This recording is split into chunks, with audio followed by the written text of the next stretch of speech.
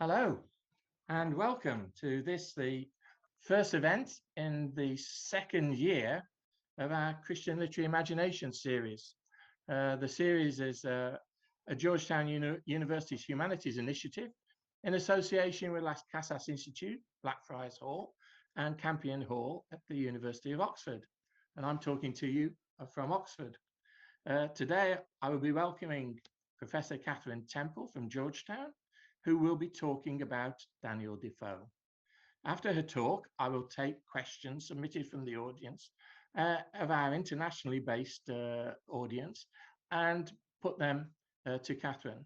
We encourage you, please, to participate by typing your questions directly to us in the Q&A button at the bottom of your screen. If you have a question or questions, please ask them and we'll endeavour to answer them either today or later by email. Catherine Temple is no stranger to our series. She usually feeds the questions to me from the audience, but she is a distinguished professor of English and the founding director of the MA program in Engaged and Public Humanities at Georgetown University, where she is also chair of the Department of English. Her work focuses on 18th century studies and legal cultural studies. Her book, Loving Justice, Legal Emotions in William Blackstone's England, demonstrates those interests and those between the relationship between affect and institutional structures. She's published essays widely on 18th century fiction, 18th century theory and interpretation, law, culture, and the humanities. It has led to a new book on the culture of survival. And she will also be talking to us a little bit about some forthcoming essays as well. It's an absolute delight to welcome Catherine and to listen to her talking today on Daniel Defoe. I'll be back later. Over to you, Catherine. Thank you so much, Mike. And I want to thank you for inviting me to speak today. And also thank my friend Melissa for fielding the questions for me today. Thank you so much. Melissa Gans of Marquette University is helping us out today. So let me go ahead and share my screen. Okay. So the title of the paper is Accounting for That Which Has No Account, and the words no account come from Defoe himself. It's about Daniel Defoe, survival emotions, and our fundamental contradiction. The illustration you see here is a common one related to the London plague. You see the plague is actually following people. We fly, we die. I want to start, though, by offering a bit of context for the project. I'm currently writing a transdisciplinary book about the relationship between the humanities and human crisis, one conceived in a series of short essays I wrote during the first months of the COVID lockdown. I want to draw on the humanities to contextualize our current pandemic culturally and historically, but my contribution also explicitly celebrates rather than defends the value of the humanities in exploring this human crisis. Although I'm working in the tradition of what we're now calling the academic humanities as aligned with rather than opposed to the engaged humanities and the public humanities, and there is a public humanities project plan that's associated with this project, I write through this lens about works that shaped our understanding of the importance of the public humanities before the public humanities was defined as such. My disciplinary orientations include 18th century studies, the law and humanities movement, the history of emotion, and formal literary analysis. Writ large, the project's methodology expands on the humanities habits of mind that I have been articulating for students and in public lectures for several years. Rather than defining the humanities narrowly as referencing a set of subjects, history, philosophy, etc., a cluster of departments, I argue, and Vico is important here, that the humanities has always been defined by the exercise of modes of thought that celebrate subjectivity, history, complexity, multiplicity, and transdisciplinarity. Transdisciplinary 18th century cultural history is particularly important here. The expansion of print distribution networks and the democratization of knowledge that typified this period allowed for a viral spread, sorry for the metaphor, of pandemic and other disaster-related information that has subsequently shaped our responses to global disasters. Today, you'll hear some of the first chapter where I offer a reading of Defoe inspired by a little girl in Southern Maryland and by Duncan Kennedy, best known as one of the founders of the critical legal theory movement. Odd partners, I know, but these are two thinkers in sync with each other and with Defoe, as you'll see. I'll start with the little girl. So back in the early days of the pandemic, say March of 2020, right after Georgetown pivoted to Zoom instruction, I was walking my socially distanced walk in rural Maryland when a little girl ran out of her garage waving her magic wand. Shoo, shoo, shoo, she shouted at me just repeatedly, with each waving the wand vehemently with each shoo. I didn't know what to make of this. Was this a social distancing strategy, a coronavirus paranoia she had sort of gotten from her parents, or just a little girl being 3? It was hard to tell. Already my walk felt different than it had weeks before. Before all the news, the fresh cases in Maryland, the governor's warning that if we didn't get up to speed, he'd impose shelter in place, and the many conflicting and multiple dispatches from the federal government. Sure, we had learned about COVID a few weeks back, but people were pretty casual. Lots of teens hanging in the park, playing contact sports of one sort or another. I never looked too closely. Everyone chatting in the grocery store, no effort at a 6-foot distance between customers, no one wiping down the carts or the payment screens, or otherwise doing much at all except commenting on the lack of toilet paper. But on this day, there's something in the air. Usually everyone who drives by waves, not just little girls with wands waving me away. Every pickup, every boomer Mercedes, every old sedan, every service vehicle, even the golf carts, especially the golf carts. I loved waving back. Today, people aren't waving first, and I'm only getting a reluctant flip of the hand to my own waves. Meanwhile, the other walkers don't just walk by, they swerve out of the way, leaving almost the whole lane between us, far more than 6 feet. If anyone says hi, it's mumbled as if people are afraid they'll speak too loudly and release something poisonous into the atmosphere. I'm just as guilty. For me, this day marks the beginning of the pandemic. For Daniel Defoe, in what we might call his faction, it's kind of a fictional historical creation, Journal of the Plague Year, written in 1722 to recount events of 1665, marking the beginning was not so easy. As Hemingway said of bankruptcy, the plague came on London gradually, then suddenly. In this fictionalized journal, Defoe reimagines one man's experience of the London plague as gradually gathering force, as he recounts what I first thought of as a kind of switchback procession, and I now think of it as a thwarted attempt at accounting. During the period, Defoe covers over 100,000 of London's 460,000 population die. Defoe's protagonist HF attempts to account for these deaths, offering us some numerical accounting in the form of numbers, charts, estimates, and costs, but also in the form of multiple narratives, all aimed at accounting for London's emotions and mood swings, from indifference to despair to hope and back to indifference again, from trust to distrust of doctors, from the desire that a change in weather might help to despair when changes in weather seem to make things worse, but also from a belief in a punitive God to a possibly benevolent God. Was the plague God's vengeance on Londoners? Was it possible that, quote, nothing but the finger of God could stop it? How should humans relate to God when God seemed to have best abandoned them, and at worst to be taunting them? By the end of the journal, when the plague is lifted, Defoe's narrator seems convinced that, quote, it was all supernatural, that it was extraordinary, and that no account could be given of it. Giving an account of it, though, is what I will attempt here, because crisis texts like Defoe's are crucial to understanding how the humanities can help us deal with human crisis differently. Crisis crystallizes what it means to be human, and analyzing humanity, its creations and solutions, as well as its failures, is what we do in the humanities. For those interested in the value of the humanities, Defoe is an important, even crucial figure. He was an early exemplar of an English writer who wrote not for the elite, but for the public. As Paula Backscheider says in her introduction to Plague Year, Defoe was in the process of, quote, discovering fiction's power to reach people and distribute his ideas, end quote. New print distribution networks, the availability of cheap texts allowed him to reach a larger public than any generation prior to his own. Failures of copyright were also significant here. Plague Year has been reprinted multiple times in the past 300 years, and its popularity may be greater now than ever before, in that it briefly sold out on Amazon.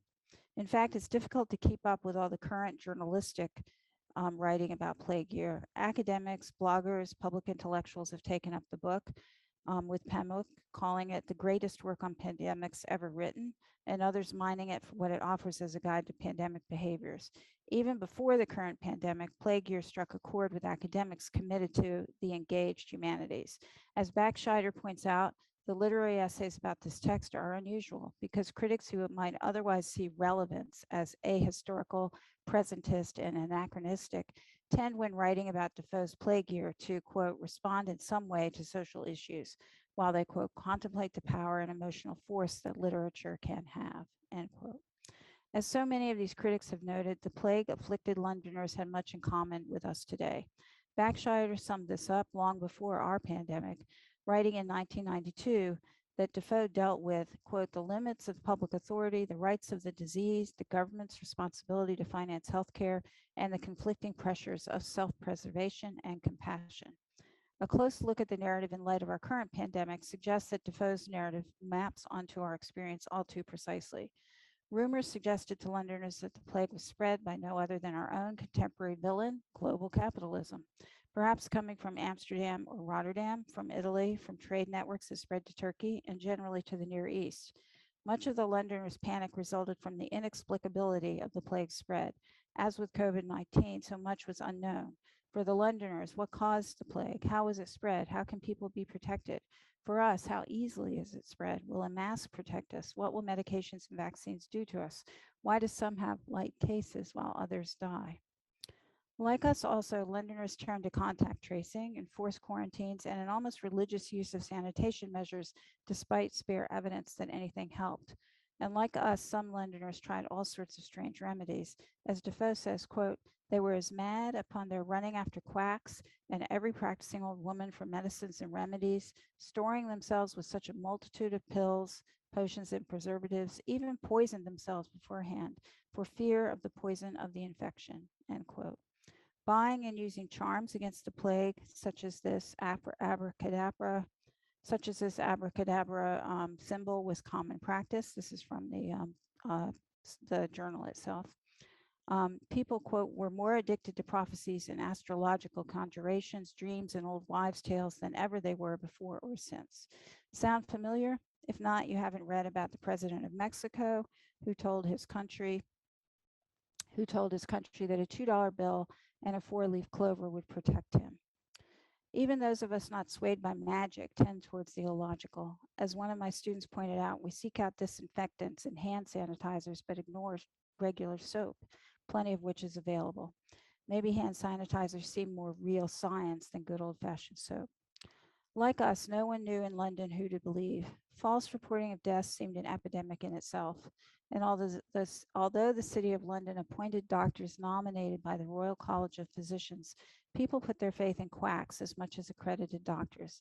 The Londoners had their falsifying Dr. Simone Gold's and their authoritative Dr. Fauci's, just as we do.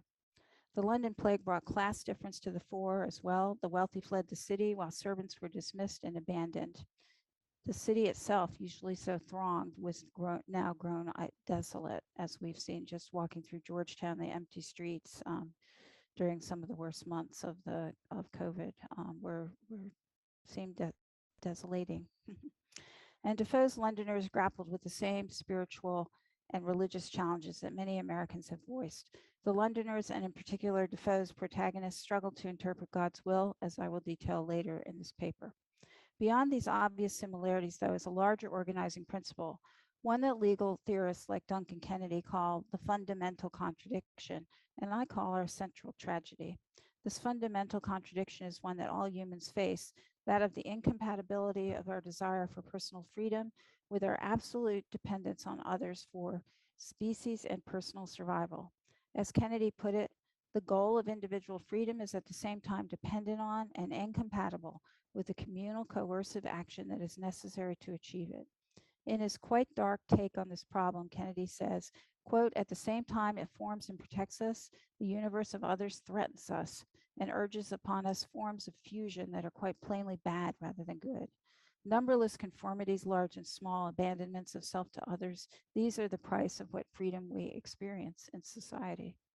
This issue cannot be dealt solely through the assurances of reason, because it is all about what psychologists refer to as the survival emotions like disgust, fear, anger, and anxiety, plus sadness and grief. Emotions not merely biological remnants of our evolutionary heritage, but culturally and socially shaped as well.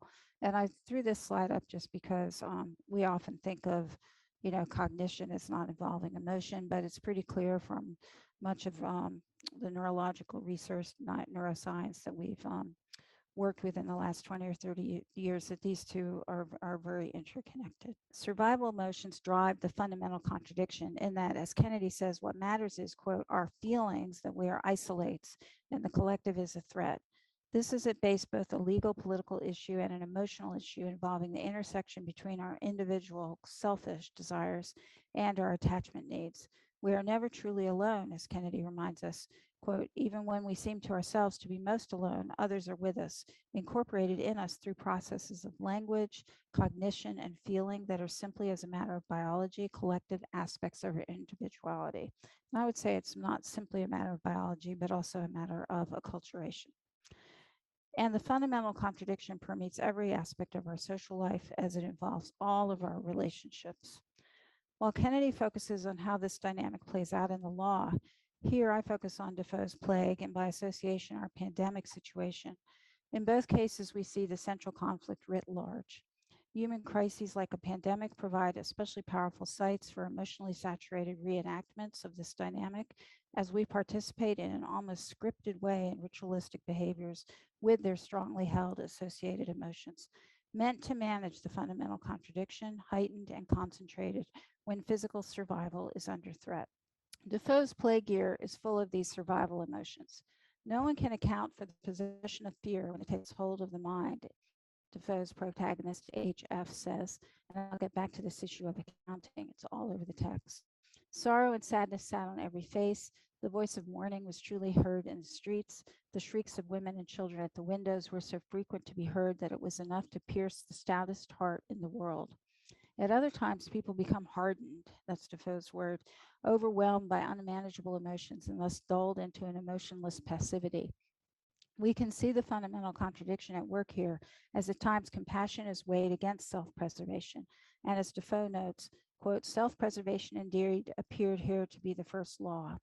And the danger of immediate death to ourselves took away all the bowels of love, all concern for one another. Words like grief, agony, sorrow, terror, desolation appear throughout the narrative.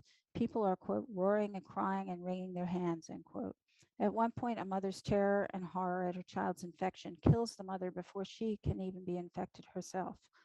We may find no better description of embodied grief in literature than that of Defoe's sinking head man, who, quote, was so absolutely overcome with the pressure upon his spirits that by degrees his head sunk into his body so that the crown was very little seen above the bones of his shoulders, and his face lay against his collarbone and could not be kept up any otherwise unless held up by the hands of other people, the hands of other people.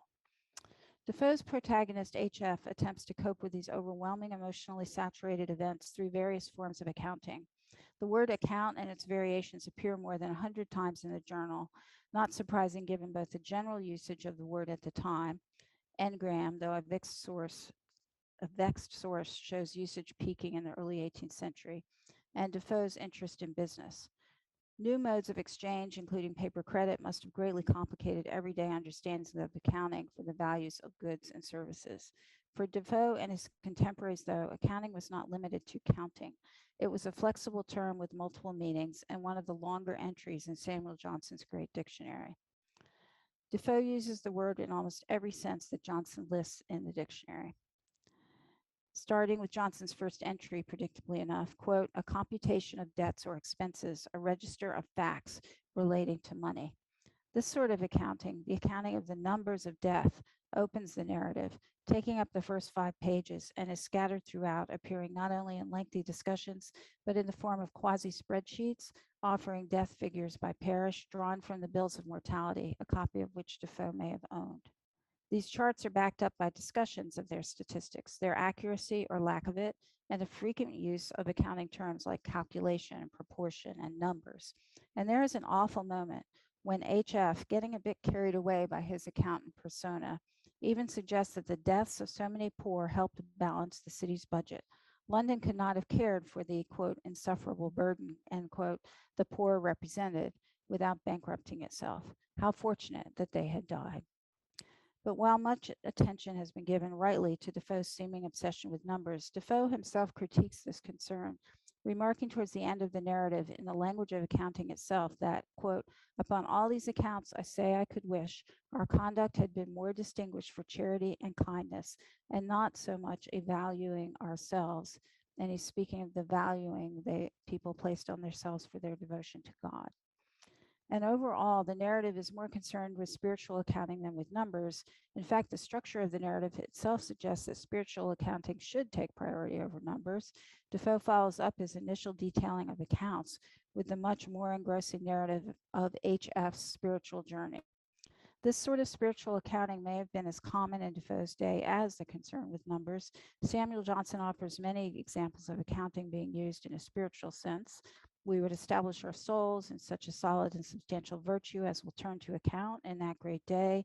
The true ground of morality can only be the will and law of a God who sees men in the dark, has in his hands rewards and punishments, and power enough to call to account the proudest offender. The rather prosaic act of making up accounts, actually writing up accounts, is illustrated with a quotation from South's sermons. This method, faithfully observed, must keep a man from breaking or running behind hand in a spiritual estate, which without frequent accountings he will hardly be able to prevent. So almost as soon as HF has explained London's dilemma as a matter of statistics, he launches into a process of spiritual accounting that reveals as much about the fundamental contradiction between his desire for liberty and that for community as it does about the state of his soul.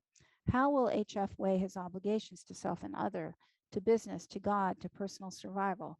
At first, he seems quite pragmatic as he weighs his business against his life. Quote, I had 2 important things before me, and I find this moment actually kind of funny. The one was the carrying on my business, and the other was the preservation of my life.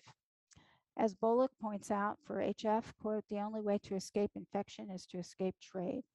Oddly, it is HF's brother, the journal's most obvious representative of the secular, pragmatic approach to life, who provides the hinge that leads HF to spiritual reflection. As HF ponders whether God would prefer him to flee, liberty, or stay, community, his brother mocks him lightly, saying, Master, save thyself. This is no light moment for HF, however.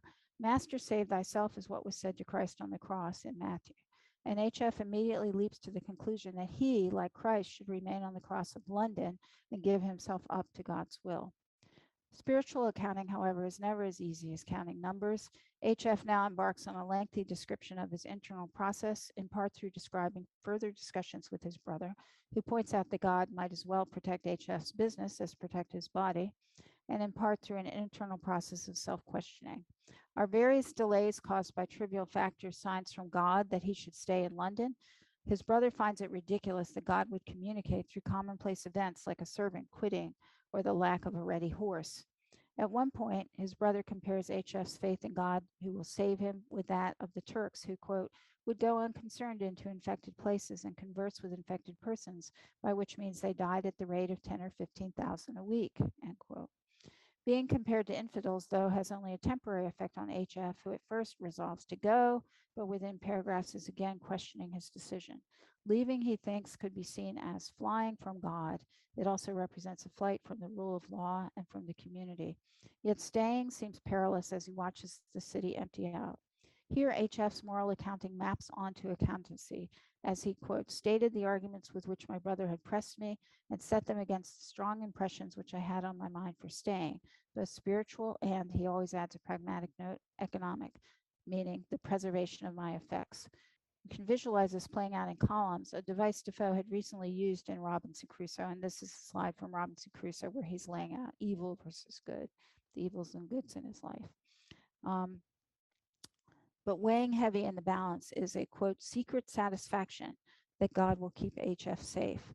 Finally, still pondering leaving with his brother, he turns to bibliomancy, landing on the 91st Psalm where he reads that God will, quote, deliver thee from the noisome pestilence, no evil befall thee, neither shall any plague come nigh. Convenient passage. Resolved to stay, he goes to bed, only to wake too ill to go. Not with the plague, though, as he is sick for only 3 days, many threes in this novel. Long enough to miss departing with his brother, a circumstance he declines to interpret from a spiritual perspective. At this point, we are only 15 pages into a 200-page narrative that may seem at first glance structured through the usual, rather formal structures of pandemic narratives: panic, dissolution of socioeconomic structures, and despair, succeeded by a makeshift return to normality once the disease has run its course. And that's from Bollock. It has been said that plague writing is often seen as endlessly proliferating like the plague itself, meaninglessly replicating the same story over and over again. And after these first two framing devices, Defoe predictably makes his point partly through the piling up of one sad story after another.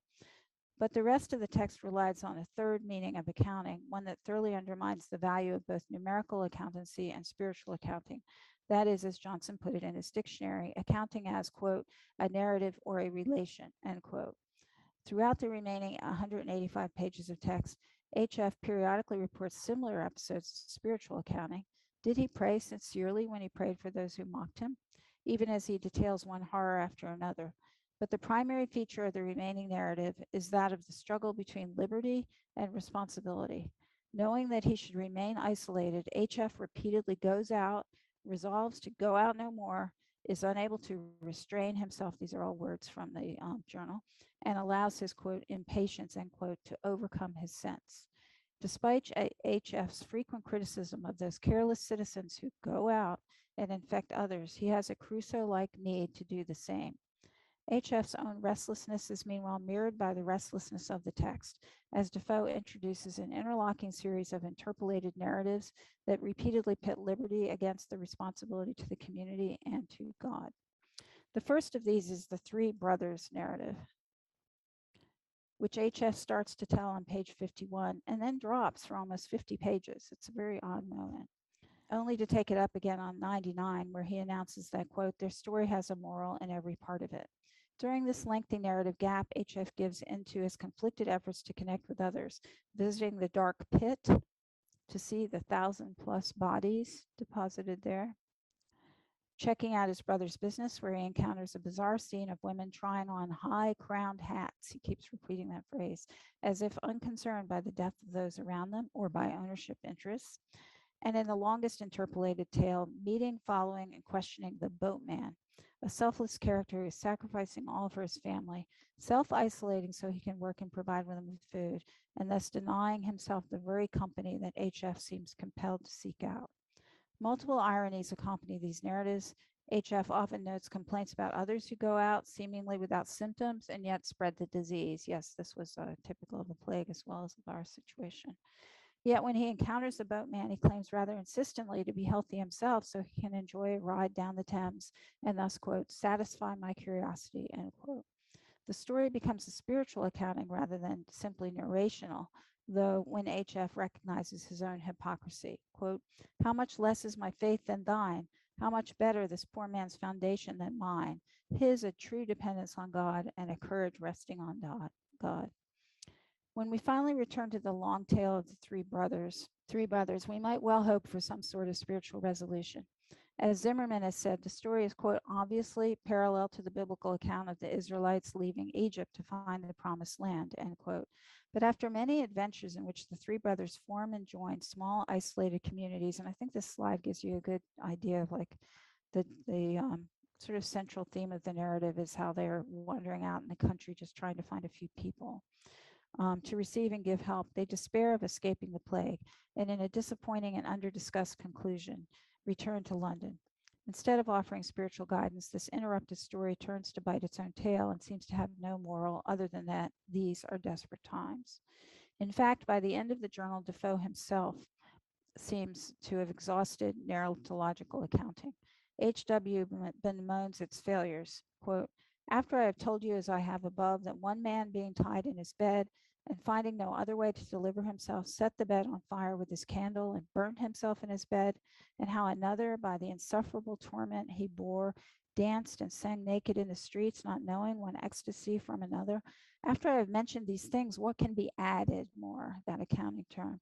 What can be said to represent the misery of these times more lively to the reader, or to give him a more perfect idea of a complicated distress? This additive impulse bumped from numerical to spiritual and now to narratological accounting fails to account for London's situation. What indeed could be added more? Does the journal leave us only with a sense of failure, or perhaps with an only slightly better understanding of human misery? Maybe some insight into the extreme survival emotions that drive people's behavior during a pandemic? That itself may be enough. Defoe's story of finger pointing, the isolating of victims, gleeful forms of resistance as quarantined families escape their homes, and embattled desire for certainty, whether from statistics, science, or God, all seem quite familiar to us today. And yet, without understanding them as actions driven by survival emotions, we have not understood them at all. Defoe's narrative allows us to see what we tend to construct as irrational or stupid or crazy behaviors as belonging to the human condition, as almost universal responses to extreme stress. This insight may lead to better responses to catastrophic events. When people are threatened, they respond with fight, flight, or freeze, and reducing the panic level while asserting the need to work together in order to stay apart may seem more justifiable once we fully see the consequences of more dire warnings and threats. More importantly, though, while the stories H.F. tells undermine the spiritual enlightenment he claims at the end of his spiritual accounting, both these stories and H.F.'s story return us to Duncan Kennedy's fundamental contradiction. H.F. wavers between self-interest and communal interest, as do the characters in both his interpolated stories and what we might call his direct reports. What we learn as we wind through the narrative is that statistical accounting cannot account for our distress. Spiritual accounting seems of the moment rather than offering a permanent solution to moral dilemmas. Narrative accounts can never fully convey catastrophic circumstances. But we also learn how to live within the fundamental contradiction that Kennedy describes so well. Defoe holds the contradiction in tension, as both his protagonist and the characters appearing in his accounts vacillate between the drive towards individual liberty and that towards community. While the journal is full of selfish moments, perpetrated not the least by H.F. himself, it is also full of communal moments. H.F.'s impulse toward God itself represents this biological and yet also culturally conditioned drive towards community, where God represents the law and following the rule of law represents the value of communal decision making. The keeping of statistics repeatedly reminds the reader of the nature of community. Efforts of individuals to remain within, protect their families, do the same. Stories of heroic doctors and nurses, of watchmen attempting to enforce quarantine, of the boatman feeding his family while protecting himself, all remind us that humans have equal and competing emotional drives that position us between this desire for liberty and the need for community. That Defoe manages to contain these two emotional impulses in tension with each other also reminds us that at the very moment that pandemics require us to limit spread through self-isolating, we also need to work together to see ourselves as part of a larger community as we mutually agree on restrictive measures that contradictorily isolate ourselves. This need for physical isolation directly conflicts not only with the pragmatic need for community, but also with the emotional connections that signify community to our bodies. In the journal, this tension plays out repeatedly and never resolved. Representing this clash and crash of needs, values, and movements and suspending them in tension with each other is Defoe's gift to us. If you'll indulge me for just a couple more sentences, I'll return to the little girl as I end this talk. For I know that during the worst of the pandemic, we all might have needed a little magic and a wand that could shoo away the risk of contagion. But shoo magic isn't the whole story. When I think about those moments now, it is with the realization that this little girl didn't just shoo me with her magic wand. She smiled at me and waved with the wand. Shoo, wave. Stay away, but be connected. This is Defoe's message as well.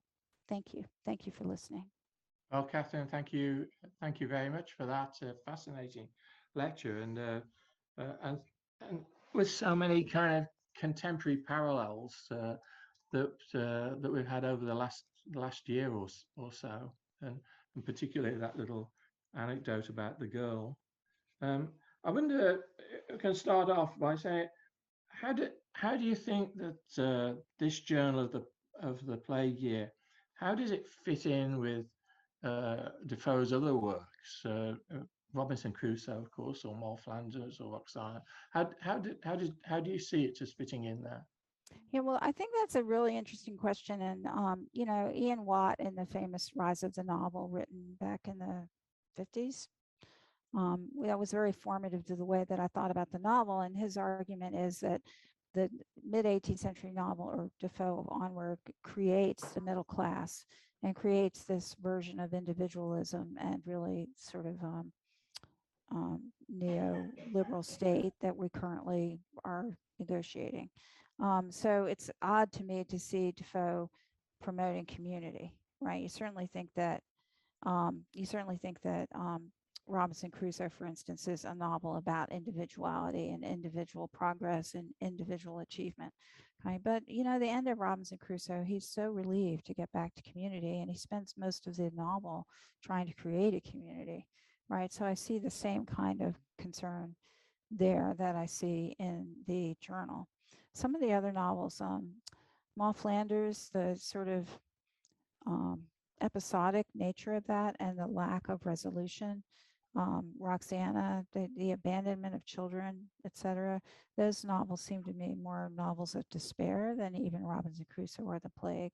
It's such a contemporary situation that we've got here with the plague year, and our own experiences of this whole business about the individual, and the individual's rights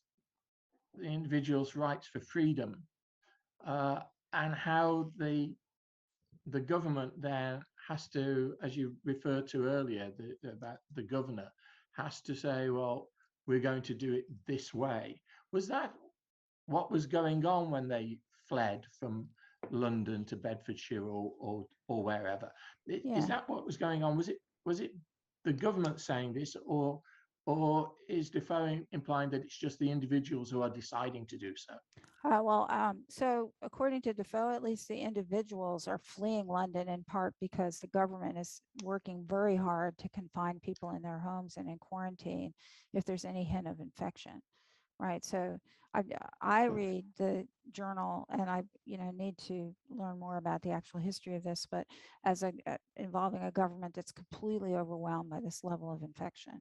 So their bodies in the street, they can barely keep up with removing them. They don't know where to bury them. They're trying to do contact tracing in the sense of if somebody is sick, who have they been around, and then they go around and try to quarantine all the households that have been touched. But unfortunately, to quarantine these people is pretty much to sentence them to death. So there's a repeated narrative of people shooting the watchman, beating the watchman, pretending that they're there, and then escaping through the back, et cetera, et cetera, et cetera. So there's a sense of escaping, like leaving London is an escape from community, escape from government, and escape from a rule of law. I think there's of course, it's not the first time London's had a plague. It's right. 60 years or even less before 1603, the terrible plague that hit London at that point. And the government did exactly the same kind of thing.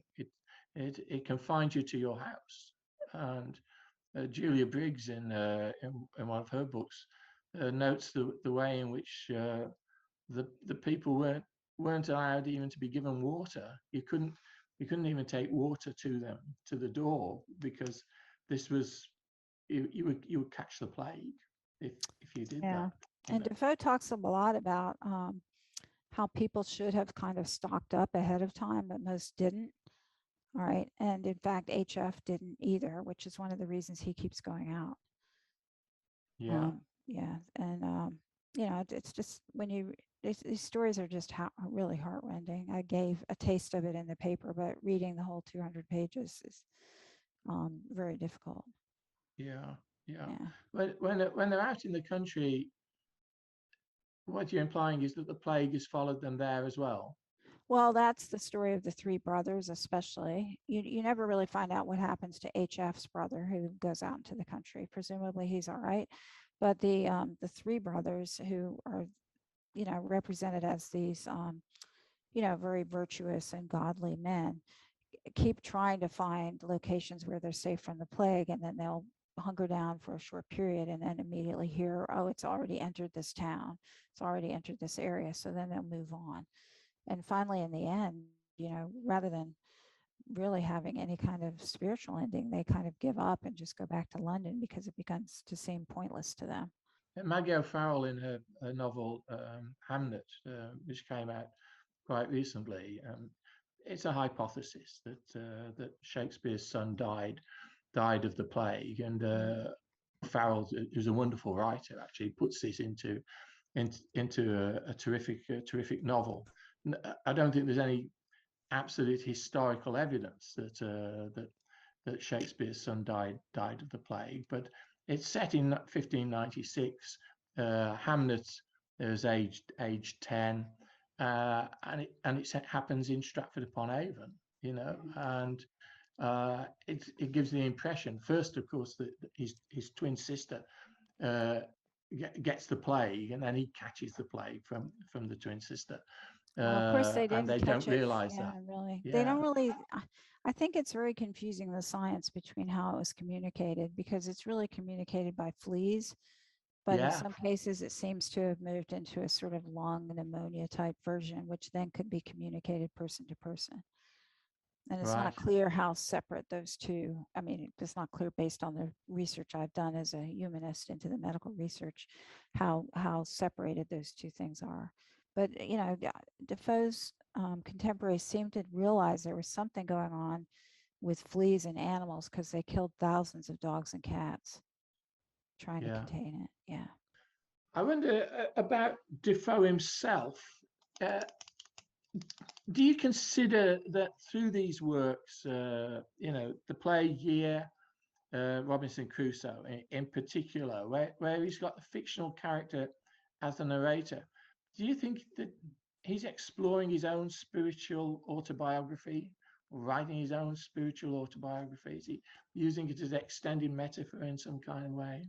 Well, I mean, it's an interesting question about the journal, because as you're reading it, it's very hard to not, and I think I did it once, at least in this paper, it's HF who is doing these things in the journal. It's very delineated. It's from a, period 50 years before, 50, 40, 50, 60 years before Defoe was writing, right? So there's but there is a problem with the narrative voice, in that you start imagining that these are Defoe's thoughts. These are Defoe as if he was living through this. So it's kind of a merged situation. So I would presume that Defoe, like any writer, is trying to work out some of his own internal issues, problems, unresolvable predicaments throughout his writing. And yeah, I would think that is coming out in this as well as in the other works. And do you think that would be, in terms of Christian literary imagination, do you think that would be also in terms of his own relationship with his belief, or maybe lack of belief, one way or another? Yeah, well, I mean, here he's obviously struggling with belief and lack of belief, right? He wants to believe that God is going to protect him. And then, somewhat contradictorily, he wants to believe that if he just gives into the will of God, that's what he's supposed to do, whether God allows him to die or not, right? And these things are, and then in other parts, he's like, people who are superstitious, they're the problem, right? Meanwhile, he's doing the kind of throw the Bible open and pick a passage type of thing, which is pretty close to the kind of superstition that he's accusing other people of. So he does seem to me to be kind of working and gnawing away at this problem without really coming to any solution. If you read just the end of it, you would think he had pretty much given up on God. Yeah, well, which I don't think was the case with Defoe, but no, but I mean, he was pretty well tried about it, in the sense that he was a Congregationalist, so nonconformist, and this was a very kind of conformist age to the Anglican Church, and to Anglican political conservative policies. You know, the Conservative Party being really the party of the Anglican Church. So I think there were the conflicts there with him, in the sense that you know, he's sent off to Scotland, because there's a whole debate about unification, and he's sent off by the Tories after he's been released, because a wealthy Tory has released him. And he's sent off there on behalf of the government, and he's able, on behalf of the government, which is very Anglican, as a Congregationalist, he's able to talk to people in Scotland about his Congregationalist background, and so gets a credibility, you know. Mm-hmm. So he himself is kind of, I think, has got a divided loyalties. He's pragmatic, you know. If Well, he wasn't and careful, he'd have yeah. stayed in the stocks for so long, you know. Well, He and hadn't been careful. you see this in, you know, in all of his works, but especially in the Plague Year, where in the very same sentence where HF is mentioning his commitment to God, he's also saying, and you know, I'm worried about my business, and I hope God will take care of it. You know, so there's this pragmatics aligned with all of his other decisions. Yeah. And you can see that, you know, that economic individualism in Robinson Crusoe as well. Yeah. There's a couple of questions in about the language of emotion. Melissa Gantz has written in on this. Does the language conflict with, or is it in tension with the tone, which, as I recall, conveys a sense of numbness? In other words, how does the novel convey the anguish and the despair? And Josephine Kim says, can you speak more about the survival of emotions and what led you to this concept? Do you see any connections or related insights with the history of emotions? Right. Okay. So that's a couple of large questions. First, in the journal itself, the emotional language, and this is part of my argument, eventually outweighs the statistical language. Okay, so it's like he's trying to find different ways to manage these emotions, and the first way is through presenting a lot of statistical information, and the second way is through this, you know, lengthy internal explanation of his internal process in terms of a spiritual narrative. But then the third way really undermines these previous ways because they're so much more powerful and take up so much more space in the narrative. And that's, you know, talking about people's individualized, subjective, emotional responses to what was happening. Okay, so there's that part. The thing I'm interested in, and I'm really interested in sort of the concept is really beyond the culture of survival, right? How can the humanities help take us beyond this culture of survival, which we're currently really enmeshed in, this idea that the survivors are the people who fight the hardest, that survival is a matter of individual will. I mean, you can find this in, you know, healthcare narratives, government narratives, economic narratives, et cetera, et cetera. So, you know, how do we transcend that and start instead seeing our culture as something that really questions the cultural construction of this idea of survival? Okay, there are circumstances like the plague where, you know, it doesn't matter how the force of will, the belief in God, none of that really matters. The plague was going to dominate the survival of the individual and maybe even the survival of the culture. Well, I think we've got to bring it to a close now, and I'd like to thank you very much for Thank you, really a Mike. fascinating discussion, and Thank you. and for the discussion afterwards with the questions. Can I just make an apology first? There were some technical hitches at the beginning of the event, so sorry for that if people had to wait before they got the sound. The next talk in this series will be on the 26th of October, when John Hirsch will be speaking on Geoffrey Chaucer's works. So that's something really to look forward to. However, before that, on Monday, 18th of October, we have an event teaming up again with the Free Speech Project at Georgetown, when we'll be discussing art and the visual arts. We have a panel of artists and art curators to discuss the way in which the visual arts make known and comment on the important social and political issues of the day, before sometimes even the verbal discussion has gone on. They seem to be able to get in there first and demonstrate it with their paintings, or demonstrate it later in an amazing way, and make it known widely, so widely, in fact, widely across the world, as you know, you can think of Picasso's Guernica. So I think that's going to be a really interesting debate, which links up very nicely with the Christian literary imagination debates that we've been having. It'll be an international Zoom event run through Georgetown as usual. Then on October the 22nd, I'm really pleased to say we're going to start a new series, which is additional to the free speech and additional to Christian literary imagination. It's a mini series, but very important at the present time. It's on China and the West, cultural dialogues. And we will begin with a panel discussing the case for cross-cultural dialogues. And the panel will include, I'm really pleased to say, Catherine Temple from Georgetown,